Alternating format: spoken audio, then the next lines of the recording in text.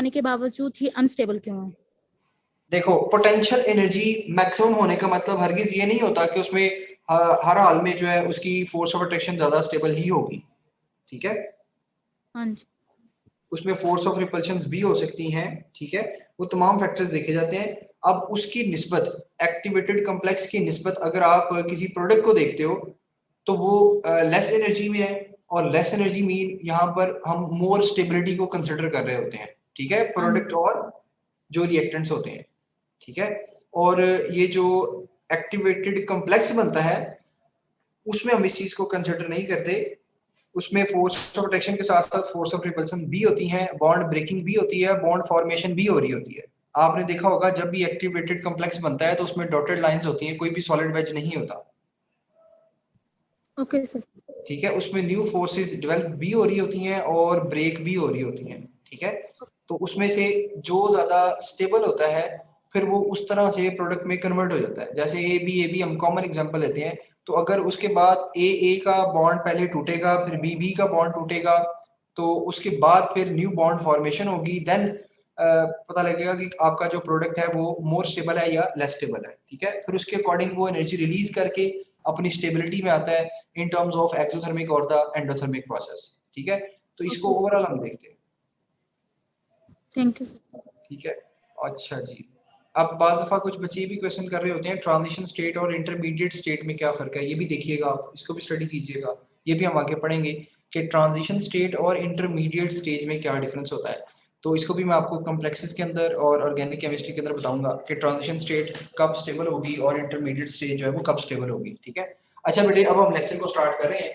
तो थर्मोकेमिस्ट्री आपके पास है चैप्टर, ठीक है, बुक 1 में चैप्टर 7 है। तो थर्मोकेमिस्ट्री बेसिकली क्या बताता है आपको, थर्मल एनर्जी और जो केमिकल रिएक्शन है इनके दरमियान में जो हम स्टडी करेंगे, इनके दरमियान जो हम एक रिलेशनशिप को डिस्कस करेंगे वो थर्मोकेमिस्ट्री के अंदर आएगा। इसको आप थर्मोडायनामिक्स के अंदर भी डिस्कस करते हैं, ठीक है।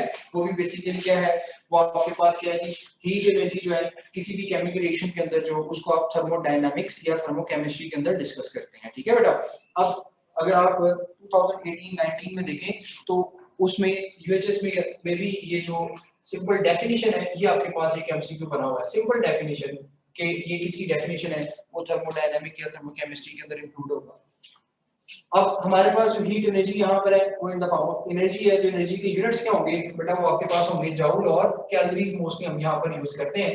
तो जूल जो है जूल किसके इक्वल होता है, किलोग्राम मीटर स्क्वायर पर सेकंड स्क्वायर, आपने भी याद रखना है।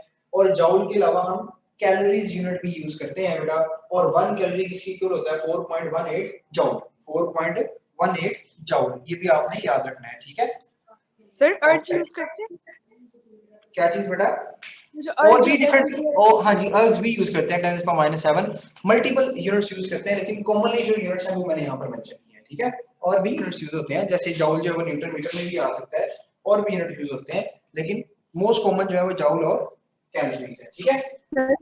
सर ये आर और एन क्या है? आर एक्स एन रिएक्शन लिखा बेटा, रिएक्शन, अच्छा ओके। अच्छा जी, अब हम इसमें ओवरऑल आज ये वाला जो मैंने व्हाइट बोर्ड फिल किया है इसमें हम जस्ट कॉमन उनकी जो डेफिनेशंस हैं और सिंपल जो कांसेप्ट है उनको डिस्कस करें, फिर हम आगे मूव करेंगे। तो इसमें बेटा वेरी सिंपल, सिस्टम क्या चीज होती है, कोई भी चीज जो अंडर ऑब्जर्वेशन है, अंडर एग्जामिनेशन है, अंडर स्टडी है, अंडर कंसिडरेशन है, आप उसको क्या बोलते हैं कि वो क्या है, सिस्टम है, ठीक है। और सिस्टम के अलावा जो चीजें होंगी, ओवरऑल जो एरिया होगा वो क्या कहलाएगा, उसकी सराउंडिंग होगा।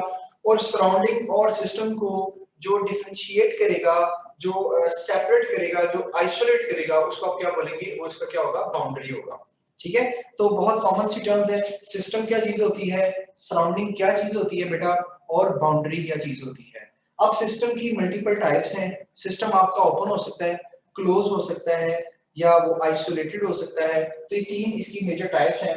ओपन सिस्टम अगर आपके पास मौजूद है तो बेटा उसमें एनर्जी भी ट्रांसफर हो सकती है और मास भी ट्रांसफर हो सकता है, ठीक है, क्योंकि ओपन सिस्टम है।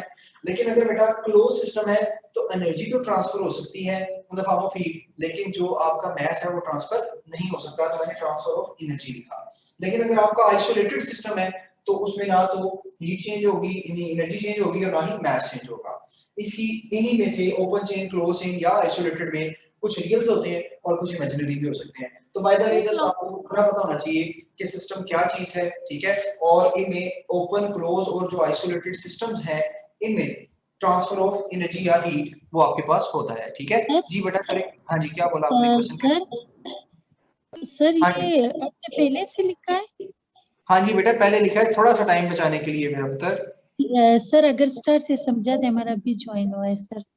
बेटा टाइम आगे ही कम था तो मैंने इसको ऑलरेडी राइट अप किया, 1:30 पे क्लास ऑफ हो जाएगी छुट्टी की वजह से। We have only 20 minutes left, तो काइंडली इसको देख लो, इसकी पिक्चर ले लो, ये आपको बहुत कॉमन है, कुछ भी मुश्किल नहीं है बेटा, आप इसको देखें, अगर नहीं समझ आएगी तो फिर मुझसे पूछ लीजिएगा, ठीक है? सर लेट ज्वाइन ना किया करें, 1 बजे से 1 बजे आप ज्वाइन कर लिया करें, 1:05 पे मैं क्लास को स्टार्ट करता हूँ जी बेटा। सर नहीं हो रहा था, कुछ नेटवर्क का मसला था। सर किस क्लोज बात में में? एनर्जी, सर क्लोज में एनर्जी सराउंडिंग में ट्रांसफर होगी। यस, सिस्टम में से एनर्जी ट्रांसफर हो सकती है ना, एक बॉडी हॉट है, दूसरी वो हॉट बॉडी जो है वो रेडिएशंस या एनर्जी को क्या कर सकती है, एमिट कर सकती है। अच्छा जी, तो नेक्स्ट देखते हैं बेटा, हमारे पास सराउंडिंग है और क्या है, बाउंड्री है, ठीक है? तो देखो ये आपके पास कोई फॉर एग्जांपल वेसल है, इसके अंदर ये रिएक्शन हो रहा है, जिंक है, कॉपर सल्फेट है, दोनों मिलकर क्या बनाएंगे, जिंक सल्फेट और कॉपर। कोई भी रिएक्शन लिख लें आप, कैल्शियम कार्बोनेट को डिसोसिएट कर दें, व्हाटएवर जो मर्जी आप रिएक्शन लिख दें, कोई भी जो रिएक्शन अंडर कंसिडरेशन है आप उसको क्या कहेंगे कि वो क्या है, उसका सिस्टम है, ठीक है? और उस सिस्टम के बाहर जो भी एरिया है वो उसकी सराउंडिंग है, लेकिन ये सारा एरिया इसकी क्या होगा, सराउंडिंग होगा। और सिस्टम को सराउंडिंग से कौन सेपरेट कर रहा है बेटा, आपकी जो वेसल की बाउंड्री है, ठीक है, उनको बाउंड्री बोलते हैं। ओके हो गया, तो ये बहुत ही सिंपल सी बातें थी। अब इसी में एक और टर्म यूज होती है, state of A system.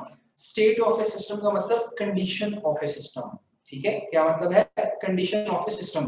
For example जिस रूम में मैं खड़ा हूं, ये आपके पास एक सिस्टम है और इसके जो डोर्स और वॉल्स हैं, दीज आर द बाउंड्रीज, और इसके बाहर वाला जो एरिया बेटा वो क्या है, आपके पास सराउंडिंग है। अब इस जो रूम में जो स्टेट ऑफ ए सिस्टम है वो क्या है, फॉर एग्जांपल जी इसका टेंपरेचर कितना है, रूम टेंपरेचर है, इस पे प्रेशर कितना है जी, 1 एटमॉस्फेरिक प्रेशर है। तो ये जो चीजें हैं इनकी क्या है, स्टेट्स हैं। मींस मैंने यहाँ पर क्या लिखा, condition of system, condition of system, like pressure क्या है, टेम्परेचर क्या है, वॉल्यूम क्या है, क्वांटिटी क्या है, these are the states of system. अब इन्हीं स्टेट की बेस पर हमारे पास कुछ ऐसी प्रॉपर्टीज भी हैं जिनको आप स्टेट फंक्शन कहते हैं। ये क्या है, ये बेटा जो स्टेट फंक्शंस होते हैं इनकी डेफिनेट वैल्यूज होती हैं, इनिशियल और फाइनल। ओके जी, इनकी इनिशियल और फाइनल वैल्यूज हमारे पास होती हैं, डेफिनेट वैल्यूज होंगी, यानी कि अगर आप कोई एक चीज कैलकुलेट करना चाहते हैं तो वो नहीं हो सकती, बल्कि उनका एक डिफरेंस कैलकुलेट हो सकता है, लाइक एक इनिशियल वैल्यू होगी और एक फाइनल वैल्यू होगी, ठीक है? तो उसको आप क्या बोलेंगे, स्टेट फंक्शन है। और ये क्या है, प्रॉपर्टी ऑफ ए सिस्टम है, सिस्टम की प्रॉपर्टी है, ठीक है? और इंडिपेंडेंट ऑफ पाथ होती है, ये पाथ पे डिपेंड नहीं करती, ये पाथ पे डिपेंड नहीं करेगी, पाथ पे डिपेंड नहीं करेगी, इंडिपेंडेंट प्रॉपर्टी है। और इसको आप मैक्रोस्कोपिक लेवल पे डिस्कस करते हैं, ठीक है? ये माइक्रोस्कोपिक लेवल पे, फोटॉन्स पे, ठीक है, उन पे एप्लीकेबल नहीं है, ये जस्ट मैक्रोस्कोपिक है, like in terms of pressure, volume, change in temperature, enthalpy, entropy है, इंटरनल एनर्जी है। तो ये these are the state functions because these are the independent of path and these have definite values of initial and final states. इनकी initial और final state के लिए definite values होती है। आप इसको इनिशियल और फाइनल स्टेट्स अगर लिख दें तो ज्यादा बेहतर हो जाएगा, इनिशियल स्टेट और फाइनल स्टेट, P1 और P2, P1 और P2 आप बड़ा कॉमन इसको गैसेस के अंदर भी लिखते रहे तो आपको इसका आइडिया है बेटा। अब इसमें बहुत इंपॉर्टेंट एमसीक्यू है कि हीट और वर्क ये दोनों ही स्टेट फंक्शन नहीं है, हीट और वर्क। तो इसी में एमसीक्यू मैंने यहाँ पर लिखा हुआ है बेटा, which of the following is not a state function, कौन सा स्टेट फंक्शन नहीं है, change in internal energy, change in temperature, work and change in volume. तो बेटा वर्क जो है वो स्टेट फंक्शन नहीं है, क्योंकि वर्क और हीट ये दोनों ही पाथ डिपेंडेंट होते हैं। तो हमने क्या कहा था, स्टेट फंक्शन क्या होता है बेटा, जो पाथ इंडिपेंडेंट होता है, जो पाथ पे डिपेंड नहीं करता। तो अगर हीट और वर्क को देखें तो वो तो पाथ पे डिपेंड कर रहे हैं, तो इट मींस कि आपके पास स्टेट फंक्शन नहीं होंगे। नेक्स्ट देखिएगा, हमारे पास एक कॉमन टर्म यूज होती है, हीट क्या होती है, हीट कैपेसिटी क्या होती है। तो हीट क्या होती है, बेसिकली क्या है, हीट क्या है, ये एनर्जी है, थर्मल एनर्जी है। और वो क्या है जी, मैंने यहाँ पर लिखा जी transfer of thermal energy between the two bodies. मेरे पास टू बॉडीज हैं और दोनों का टेम्परेचर डिफरेंट है, तो उनमें जो थर्मल एनर्जी, उनमें जो एनर्जी ट्रांसफर होगी बेसिकली वो क्या होगी, वो हीट होती है। आप उसको हीट कहते हैं, ठीक है। एक बॉडी आपके पास जो है वो कोल्ड स्टेट के अंदर है, दूसरी जो है वो आपके पास हॉट स्टेट के अंदर है, दोनों का टेम्परेचर क्या बेटा डिफरेंट है, तो इनमें जो एनर्जी ट्रांसफर होगी वो इन टर्म्स ऑफ हीट हो रही होगी, इन टर्म्स ऑफ हीट हो रही होगी, ठीक है। अब इसी से मिलती जुलती एक टर्म यूज होती है हीट कैपेसिटी। तो हीट कैपेसिटी क्या है, बेसिकली उसकी कैपेसिटी को बता रहा है कि उसकी जो थर्मल एनर्जी चेंज हो रही है उसकी कैपेसिटी क्या है। तो उसकी कैपेसिटी ये है कि वो एनर्जी जो रिक्वायर्ड है आपको किस पर्पस के लिए, उसकी कैपेसिटी क्या है, वो पर्पस ये है जनाब कि वो उसका 1 केल्विन टेम्परेचर जो है उसको राइज करेगा। तो मैंने यहाँ पर लिखा एनर्जी है आपके पास जो रिक्वायर्ड है किस पर्पस के लिए, टेम्परेचर इंक्रीज करने के लिए। How much temperature is increase, बेटा 1 केल्विन टेम्परेचर इंक्रीज करने के लिए जो एनर्जी रिक्वायर्ड होगी आप उसको क्या बोलेंगे कि उसकी क्या है, हीट कैपेसिटी है। नेक्स्ट देखिएगा बेटा, नेक्स्ट हमारे पास यहाँ पर जो बेसिक टर्म मैंने यूज की है वो है आपके पास इंटरनल एनर्जी। क्या है जी आपके पास, इंटरनल एनर्जी। तो बेटा इंटरनल एनर्जी क्या है, sum of all type of energies, जितनी भी टाइप्स हैं उन तमाम टाइप्स की जो एनर्जीज हैं उनको आप क्या कहते हैं, इंटरनल एनर्जी। तो इसमें दो आती हैं बेटा, काइनेटिक एनर्जी और पोटेंशियल एनर्जी, ठीक है। अब काइनेटिक एनर्जी की अगर बात करें तो ये है ड्यू टू द मोशन, और अगर पोटेंशियल एनर्जी की बात करें तो वो है due to the position, due to the position, ठीक हो गया। तो काइनेटिक एनर्जी में जो ड्यू टू मोशन है उसमें 3 टाइप्स हैं बेटा। एक उसमें है बेटा आपके पास ट्रांसलेशनल है, दूसरी आपके पास बेटा वाइब्रेशनल है, और तीसरी आपके पास रोटेशनल मोशन है। तो ये 3 टाइप्स की मोशन है जिसमें ट्रांसलेशनल है, वाइब्रेशनल है और रोटेशनल है। अगर आप अपनी बुक देखें तो बेटा उसमें डायग्राम बनी हुई है, वहां से हर साल एक एमसीक्यू आता है, और वो एमसीक्यू ये जनाब कि H2 molecule show which type of motion, कौन सी मोशन शो करेगा। तो बेटा H2 कौन सा मॉलिक्यूल है, डायटोमिक मॉलिक्यूल है। तो डायटोमिक मॉलिक्यूल के लिए कौन सा करेक्ट ऑप्शन होगा बेटा, वाइब्रेशनल आपके पास उसकी मोशन होगी या वाइब्रेशनल काइनेटिक एनर्जी होगी। तो मैंने यहाँ पर मेंशन कर दिया जो ट्रांसलेशनल है उनकी मोनोटोमिक जो मॉलिक्यूल्स होते हैं वो ट्रांसलेशनल शो करते हैं, डायग्राम आपकी बुक में ओवरऑल उसने बनाई हुई है। डायटोमिक जो है वो वाइब्रेशनल शो करते हैं, और पॉलीटोमिक जो है वो आपके पास रोटेशनल काइनेटिक एनर्जी या रोटेशनल मोशन को रिप्रेजेंट करेंगे, ठीक हो गया। और जो अगर पोटेंशियल एनर्जी की बात करें तो potential energy basically due to the position है, और ये डिपेंड करती है अट्रैक्टिव फोर्सेस पे। और अट्रैक्टिव फोर्सेस हमने पढ़ी ये कितनी टाइप्स की होती हैं, 2 टाइप्स की होती हैं, इंटर भी हो सकती है, इंट्रा भी हो सकती है, ठीक है। और इंट्रा में कौन से आते हैं बेटा, जो बॉन्ड्स होते हैं लाइक कोवलेंट बॉन्ड है, ठीक है। और जो इंटर है उसमें बेटा आपके पास मैंने आपको पढ़ाई थी वंडर वॉल फोर्सेस, जिसमें डायपोल है, इंड्यूस्ड डायपोल है, लैटरल डिस्पर्शन है, हाइड्रोजन बॉन्डिंग है, व्हाटएवर तमाम इसके अंदर ही इंक्लूडेड होगी। तो इनकी वजह से वो आपके पास जो चेंज आएगा वो पोटेंशियल एनर्जी के अंदर चेंज आएगा। अगर पोटेंशियल एनर्जी ज्यादा अट्रैक्टिव फोर्सेस ज्यादा हो जाएगी तो पोटेंशियल एनर्जी उसमें मिनिमाइज होना शुरू हो जाएगी। जी बेटा। सर हमारी बुक पे लिखा है कि जो डायटोमिक मॉलिक्यूल है वो वाइब्रेट भी करते हैं और ट्रांसलेशन मोशन भी शो करता है। जी जी देखिए सब, जो अगर आपके पास भी पॉलीटोमिक मॉलिक्यूल है तो वो ट्रांसलेशनल भी शो करेगा, वाइब्रेशनल भी शो करेगा और फिर रोटेशनल शो करेगा। लेकिन अगर हम इस एमसीक्यू को देखें, स्पेसिफिकली बात कर रहे हैं, अगर मैं यहाँ पर ट्रांसलेशनल पे टिक करूंगा तो इट मींस वो तो कोई मोनोटोमिक भी शो कर सकता है, ठीक है। तो इसके कोरिस्पोंडिंग आपने वाइब्रेशनल पे टिक करना है, ठीक हो गया बेटा। तो सर अगर हमारे पास चॉइस हो अल्फा एंड बीटा तो हम वो टिक करेंगे, फिर बोथ पे लगाएंगे, एग्जैक्टली, शाबाश, दोनों पे लगाएंगे। ओके जी बच्चे, तो लास्ट एक और टर्म जो यूज होती है वो है बेटा आपके पास एंथैल्पी। एंथैल्पी क्या है, बेसिकली हीट ऑफ रिएक्शन है। एंथैल्पी भी आपके पास हीट ही है, बट ये किसके इक्वल है जी, H is equal to E internal energy plus product of pressure and volume is known as enthalpy. तो अभी तक मैंने आपके साथ ये एंथैल्पी वाला टॉपिक तो फर्दर इनको हम डिस्कस करेंगे, तो मैंने अभी यहाँ पर जस्ट इसकी बेसिक डेफिनेशन को ही डिस्कस किया है। जी साथ बेटा करें क्वेश्चन।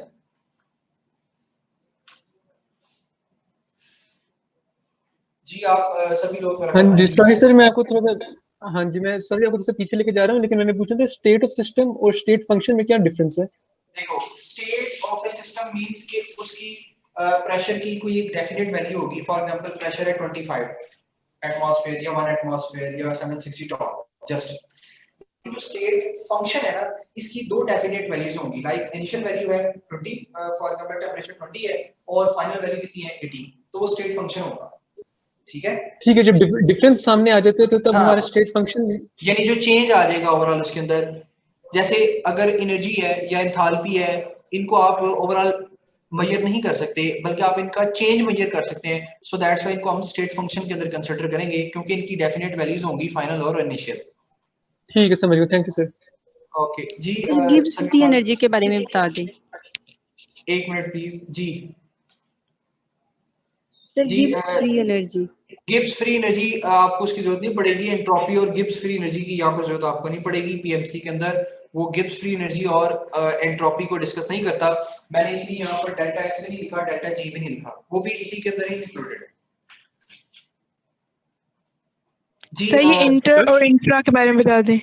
बेटा इंटर होती है, देखिए हमने जो अट्रैक्टिव फोर्सेस पढ़ी थी, वंडर वॉल फोर्सेस, वो inter molecular force of attraction थी बिटवीन द टू मॉलिक्यूल्स होती है। दोबारा सुन लें, inter molecular force of attraction is present between the two molecules, okay.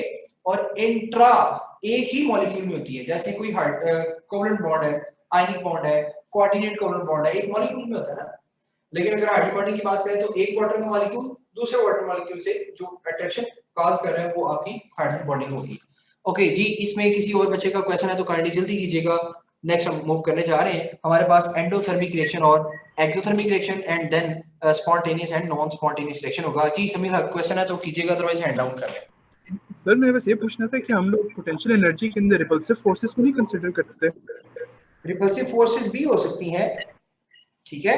देखिए एक कंप्रोमाइज डिस्टेंस में जब आता है ना तो फिर ही आपके पास उसमें बॉन्ड फॉर्मेशन होती है। अगर आप ज्यादा क्लोज कर देंगे तो फिर इसमें रिपल्सिव फोर्सेस आ जाएंगी। देखिए आपने एक एमसीक्यू सॉल्व किया था आयोडीन सॉलिड, ठीक है, मुझे बता सकते हैं उसका बॉन्ड डिस्टेंस कितना होता है आयोडीन का? मैंने आपको गैस और सॉलिड के लिए बताया हुआ है, याद करें। 1 और 266 होता है गैस के लिए, अगर आपको याद हो तो। देखिए 266 किसके लिए है? गैस के लिए। यानी गैस में जो डिस्टेंस है वो कम है और सॉलिड में क्या है? ज्यादा है। उसकी रीजन क्या थी? उसकी रीजन यही थी कि वो एक दूसरे के इतने क्लोज आ जाते हैं, अट्रैक्टिव फोर्सेस इतनी ज्यादा हो जाती हैं, एक दूसरे के करीब आते हैं, साइज बड़ा होता है, देन फिर उसमें क्या आ जाती है? Repulsive forces. वो रिपल्सिव फोर्सेस जब इसको एक दूसरे से दूर करती हैं तो डिस्टेंस बढ़ जाता है, तो रिपल्सिव फोर्सेस भी उसमें एक्ट करती हैं। सही सर, थैंक यू। ओके बेटा, नेक्स्ट हम मूव करने जा रहे हैं जी एंडोथर्मिक और एक्सोथर्मिक रिएक्शंस जो होंगे, ठीक है। We have only 7 minutes. Okay बेटा, तो देखिएगा ये हमारे पास एक ग्राफ है जो मैं पहले एंडोथर्मिकली शो कर देता हूं। फॉर एग्जांपल यहां से ये रिएक्टेंट्स है और ये मूव करके बेटा यहां पर प्रोडक्ट के अंदर चलेंगे, ये आपके रिएक्टेंट्स से, और इसके पैरेलल में यहां पर शो कर रहा हूं बेटा एक्सोथर्मिक, जिसके रिएक्टेंट्स की एनर्जी क्या थी? हाई थी और प्रोडक्ट की एनर्जी क्या है? कम है, ठीक है। तो मैंने लास्ट जो व्हाइट बोर्ड पे जितनी बातें लिखी थी वो तमाम बातें एक छोटा छोटा एमसीक्यू ही थी। आप उनको इंशाल्लाह प्रैक्टिस करेंगे तो वो भी देख लेंगे, ठीक है। अच्छा जी, अब ये आपके पास है बेटा एंडोथर्मिक रिएक्शन है और बेटा ये आपके पास है एक्सोथर्मिक रिएक्शन। ओके जी, अब इन दोनों में क्या डिफरेंस है वो हम यहां से देख लेते हैं। देखो बेटा, इनकी रिएक्टेंट्स लो एनर्जी पर है, प्रोडक्ट्स हाई एनर्जी पर है, और यहां से लेकर यहां तक की इसकी बेसिकली क्या है? एक्टिवेशन एनर्जी है। और अगर इसकी बात करें तो यहां से लेकर यहां तक की इसकी क्या है? एक्टिवेशन एनर्जी है। एंडोथर्मिक रिएक्शन में जो चेंज इन एनर्जी है वो क्या होगा? आपके पास पॉजिटिव होगा, जबकि इसके केस के अंदर चेंज इन एनर्जी जो है वो नेगेटिव होगा। एंडोथर्मिक का मतलब हीट एब्जॉर्ब। इसका मतलब क्या है कि डेल्टा एच क्या होता है? Hp minus HR। बेटा Hp की एनर्जी देखें ज्यादा है ना, ऊपर है, और बेसिकली यहाँ पर एनर्जी, तो रिएक्टेंट्स की एनर्जी क्या है? कम। तो ओवरऑल इसका जो आंसर आएगा वो क्या आएगा? पॉजिटिव आएगा। अगर आप यहाँ पर देखें delta H is equal to Hp minus HR, तो इसका आंसर क्या आएगा बेटा? नेगेटिव। इसकी एनर्जी देखें कम है, इसकी एनर्जी ज्यादा है, तो ज्यादा बाद में आ रहा है, तो ओवरऑल आंसर क्या आएगा? माइनस में आएगा। ठीक हो गया।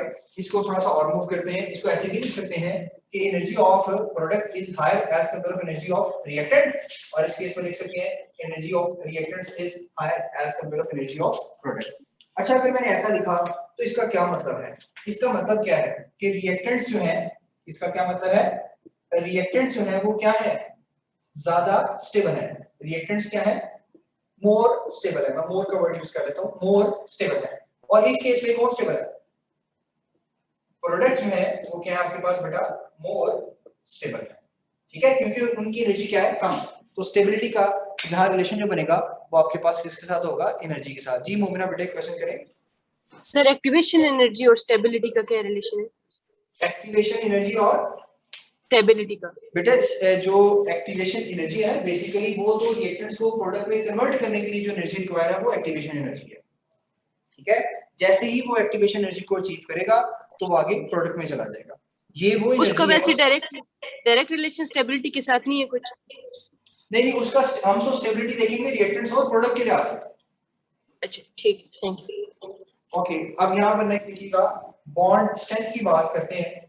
जी किसका बॉन्ड स्ट्रेंथ स्ट्रॉन्गर होगा? बेटा जो ज्यादा स्टेबल होगा। किसकी बॉन्ड स्ट्रेंथ ज्यादा होगी? आपके पास रिएक्टेंट्स की ज्यादा होगी एज कंपेयर ऑफ प्रोडक्ट। और इसमें अगर बात करते हैं तो प्रोडक्ट की ज्यादा होगी एज कंपेयर ऑफ रिएक्टेंट्स। ठीक हो गया बेटा? जी मोमिना क्वेश्चन है तो कर लें, अदरवाइज हैंड डाउन कर लें प्लीज। अब यहाँ पर देखिएगा, नेक्स्ट देखिएगा हमारे पास अगर बात करते हैं फाइनल स्टेज की, ये बातें मैं कर रहा हूँ फाइनल की, ठीक है। फाइनली क्या होगा? फाइनली टेम्परेचर ऑफ सिस्टम क्या कर देगा? फाइनली और टेम्परेचर ऑफ सराउंडिंग, ये आपने दोनों बताने हैं जी। ये रिएक्शन के फाइनल स्टेज पे बात कर रहा हूँ, इनिशियल स्टेज की बात नहीं कर रहा। टेम्परेचर ऑफ सराउंडिंग क्या कर देता होता है? डिक्रीज कर देता है। और टेम्परेचर ऑफ सिस्टम बाद में क्या कर देता है? इंक्रीज। इनिशियली क्या होता है? टेम्परेचर ऑफ सिस्टम डिक्रीज करता है इनिशियली, लेकिन बाद में क्या होता है? बाहर से सराउंडिंग से एनर्जी को अटेन करेगा और सिस्टम का टेम्परेचर बढ़ जाएगा, सराउंडिंग का कम हो जाएगा, ठीक है। तो मैंने साथ में लिख भी दिया फाइनल, ताकि आप इसको इनिशियल के साथ कंफ्यूज ना करें। इसमें एक और पॉइंट लिखते हैं, साथ में एग्जांपल कोड कर देंगे। इस केस में देखें तो इसमें क्या होगा? अगर तो आपके पास एक्सोथर्मिक रिएक्शन है तो टेम्परेचर ऑफ सिस्टम आपके पास डिक्रीज करेगा, जबकि टेम्परेचर ऑफ सराउंडिंग जो है वो क्या कर देगा? इंक्रीज कर देगा, ठीक है। और नेक्स्ट देखिएगा, activation energy of forward reaction, इस केस में क्या होगी? ज्यादा होगी as compare of activation energy of बेटा बैकवर्ड या रिवर्स रिएक्शन। और इस केस में activation energy of forward reaction कम होगी as compare of activation energy of backward या रिवर्स रिएक्शन। ईबी या ईआर दोनों में से कुछ भी मेंशन कर सकते हैं, ठीक है। अब हम बात करते हैं लास्ट में इनकी कुछ एग्जांपल्स की। आपने और भी एग्जांपल्स देख ली है, यहाँ पर मैं कुछ कॉमन एग्जांपल कर रहा हूँ। लाइक एंडोथर्मिक में कौन सा हो जाता है? इवेपोरेशन हो सकती है, ये एंडोथर्मिक में ही आती है। इसके साथ मैं लिख दूं आयोनाइजेशन, लिख सकता हूँ जी, यस आयोनाइजेशन भी लिख सकता हूँ। इसमें मैं ऑटोमाइजेशन भी लिख सकता हूँ, वो भी आपके पास क्या है? एंडोथर्मिक प्रोसेस ही होता है, ठीक है। और sublimation, vaporisation and so on आप इसमें लिख सकते हैं।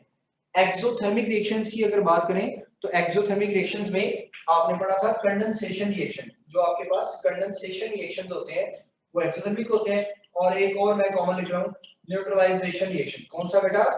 Neutralisation reaction, combustion, condensation, these are the exothermic reactions. Okay बेटा, तो यहाँ तक देखने कोई क्वेश्चन है तो करते हैं, अदरवाइज हम थोड़ा सा आगे सर डीआयोनाइजेशन क्या होगा? क्या बेटा? Sir deionization. Deionization, yes sir. ये आपके पास फॉर्मेशन होगी ना, तो एक्सोथर्मिक रिएक्शन हो जाएगा, ठीक है। देखो आयंस का बनना डिसोसिएशन होता है तो एंडोथर्मिक होगा। आयंस मिलकर कोई कंपाउंड बना रहे हैं तो आपके पास एक्सोथर्मिक हो जाएगा, यानी फॉर्मेशन ऑफ एनी कंपाउंड। या अगर आप कह रहे एंथैल्पी ऑफ फॉर्मेशन की बात करें तो वो नेगेटिव होगी। जी नूरुन्निसा। सर अगर एंडोथर्मिक रिएक्शन रैपिडली अकर हो तो वो जो है सिस्टम का टेम्परेचर इंक्रीज होगा या डिक्रीज होगा? अगर तो इनिशियली है आपके पास, इनिशियल स्टेज है, तो टेम्परेचर ऑफ सिस्टम जो है वो क्या करता है? डिक्रीज कर देगा, ठीक है। लेकिन फाइनल स्टेज पे क्या होगा? एट द एंड आपके पास टेम्परेचर ऑफ सिस्टम इंक्रीज करेगा और टेम्परेचर ऑफ सराउंडिंग जो है वो डिक्रीज कर देगा, ठीक है। Okay sir. अच्छा जी, अब नेक्स्ट देखिएगा हमारे पास है स्पॉन्टेनियस और नॉन स्पॉन्टेनियस। तो ये बहुत ही कॉमन है जी, और ये आप में से भी लोग बता सकते हैं, लाइक स्पॉन्टेनियस रिएक्शन कौन सा होता है और नॉन स्पॉन्टेनियस कौन सा होता है। जी स्पॉन्टेनियस क्या है? जो खुद ब खुद हो रहा होगा, ठीक है, which take place on its own, पहला पॉइंट लिखते हैं आप, ठीक है। ये क्या होगा, takes place. Sir camera angle सही करते हैं, ऊपर वाला पार्ट नहीं नजर आ रहा। जी जी जी, एक मिनट।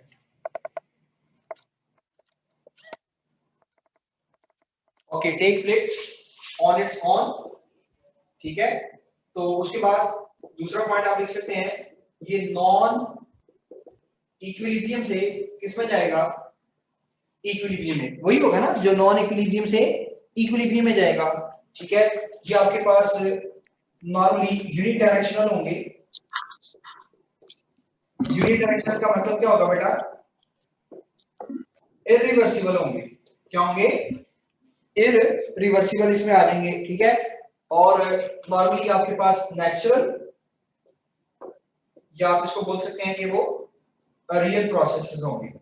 और अगर तो स्पॉन्टेनियस की बात करें तो नॉर्मली आपके पास एक्सोथर्मिक नेचर होते हैं। सारे नहीं, मैं नॉर्मल कंडीशन पे जनरल बात कर रहा हूं कि आपके पास क्या होंगे, ये ओवरऑल एक्सोथर्मिक होंगे। और इसकी बहुत कॉमन एग्जांपल रेडियो एक्टिव जो आपके पास होती है, डिके होता है, या आप इसमें मेंशन कर सकते हैं जैसे आपके पास कंबस्शन हो रही होती है या बर्निंग ऑफ कोल कह लें आप, ये आपके पास नॉर्मली स्पॉन्टेनियस रिएक्शंस है। और अगर इनके उल्ट बातें बना लें, नॉन स्पॉन्टेनियस क्या है, वो इक्विलिब्रियम से नॉन इक्विलिब्रियम में आएगा, रिवर्सिबल होगा, वो नेचुरल नहीं होता, वो एक्सो की बजाय एंडो भी हो सकता है। और उसकी जो कॉमन एग्जांपल है उनमें आप कोई भी ऐसा रिएक्शन मेंशन कर सकते हैं, लाइक PCl5 है, P2O5 है जिसकी डिकम्पोजिशन है, PCl5 की डिकम्पोजिशन है, और आप उसमें N2O2 मिलकर नाइट्रिक ऑक्साइड बना रहे हैं, एंड सो ऑन। इस तरह के मल्टीपल रिएक्शन आप उसके अंदर मेंशन कर सकते हैं। तो यहाँ तक आज हमने डिस्कस करना था। इसमें कोई क्वेश्चन है तो पॉइंट नंबर 2 क्लियर करते हैं sir. Point number 2 point number कौन सा बेटा, sir point number 2। Yes sir. Okay, non equilibrium to equilibrium. देखो बेटा, वो नॉन इक्विलिब्रियम से खुद ब खुद ही किस में जाएगा, इक्विलिब्रियम। हर एक जो सिस्टम है वो अपने आप को क्या करता है, इक्विलिब्रियम में शिफ्ट करने की कोशिश करता है, ठीक है। तो नॉन इक्विलिब्रियम से इक्विलिब्रियम में जाएगा। If it's in equilibrium, why is it irreversible? Yes sir. क्या बेटा, नहीं नहीं, If it's in equilibrium, why is it irreversible?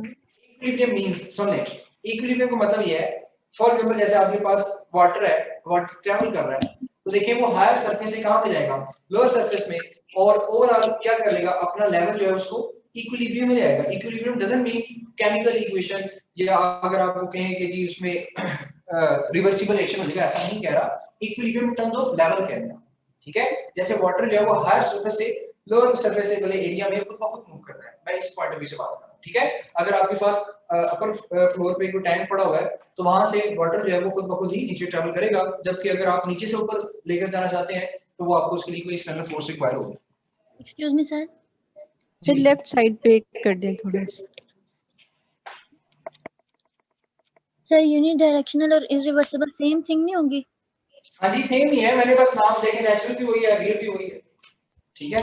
Okay बेटा, अब इंशाल्लाह हम कल यहीं से आगे कंटिन्यू करेंगे इंशाल्लाह लॉ ऑफ थर्मोडायनामिक्स को, एंथैल्पी को, और उससे आगे हम फर्दर मेजरमेंट्स को डिस्कस करेंगे, एंथैल्पी वगैरह को इंशाल्लाह कल यहीं से आगे कंटिन्यू करते हैं। टिल देन आप अपना ख्याल रखें, दुआ में याद रखिएगा। अल्लाह हाफिज़, अस्सलाम वालेकुम। अल्लाह हाफिज़।